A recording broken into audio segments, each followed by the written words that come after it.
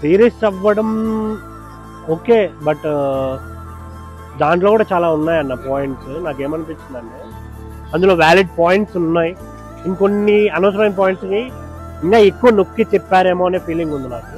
But Ritu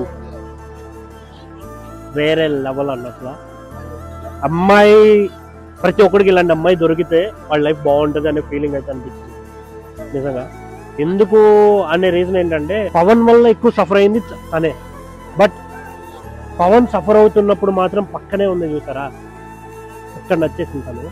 ఇప్పుడు ఇన్ని రోజులు ఏదో నవ్వుతుందిరా, చిరాకు చిరాకు ఉంది, ఏముందిలే రీతుది అనుకున్నాను కానీ బట్ ప్యూర్ హార్ట్, చాలా ప్యూర్ హార్ట్. నేను ఫిదా అయిపోయా అసలు ఆ రీతుకి ఆ పర్టికులర్ సిచ్యువేషన్లో. ఇంకోటి పంపించేయాలి ఏదో